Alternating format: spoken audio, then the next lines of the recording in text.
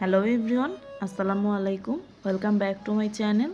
এখন বাহিরে প্রচণ্ড গরম, সেই সাথে তো সামনেই রোজা। আর রোজার সময় ইফতার টেবিলে তো শরবত থাকবেই। সেই জন্য আজকে আপনাদের সাথে শেয়ার করব তরমুজের একটা ড্রিঙ্কসের রেসিপি।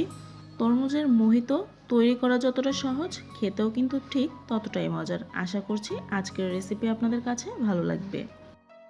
যেই গ্লাসে মোহিতোটা সার্ভ করব সেই গ্লাসেই আমি সরাসরি তৈরি করে নিচ্ছি।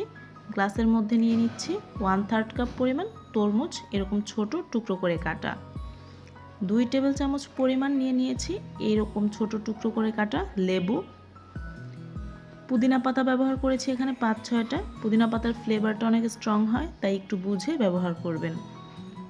1 টেবিল চামচ পরিমাণ দিয়ে দিচ্ছি চিনি, তবে চাইলে এখানে চিনি গুঁড়া করেও ব্যবহার করতে পারবেন। এখন এগুলোর রসটা বের করে নেওয়ার জন্য একটা কাঠের চামচের পেছনের সাইড আমি ব্যবহার করছি, তবে আপনারা চাইলে এ পর্যায়ে ডাল ঘুটনিও ব্যবহার করতে পারেন। আর কাঠেরই যে ব্যবহার করতে হবে এমন কিছু না, লোহা, স্টিল বা একটা কিছু দিয়ে এই কাজটা করে নিতে পারবেন। লেবুগুলোকে কিন্তু এ পর্যায়ে খুব বেশি চাপাচাপি করা যাবে না, তাহলে কিন্তু তিতা লাগবে।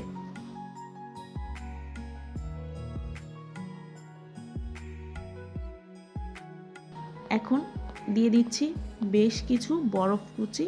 আর এই ড্রিঙ্কসে কিন্তু বরফের পরিমাণটা বেশি ব্যবহার করা হয়।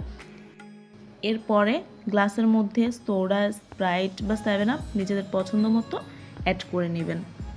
একটা চামচের সাহায্যে একটু নেড়ে নিচ্ছি। আমি তরমুজের স্লাইস আর পুদিনা পাতা দিয়ে পরিবেশন করেছি। আপনারা আপনাদের পছন্দ মতো সাজিয়ে তারপরে পরিবেশন করবেন। আশা করছি আজকের এই ড্রিঙ্কসের রেসিপিটা আপনাদের কাছে ভালো লেগেছে। যদি ভালো লেগে থাকে তাহলে প্লিজ আমার চ্যানেলটা সাবস্ক্রাইব করবেন। সবাই খুব বেশি ভালো থাকবেন। আল্লাহ হাফেজ।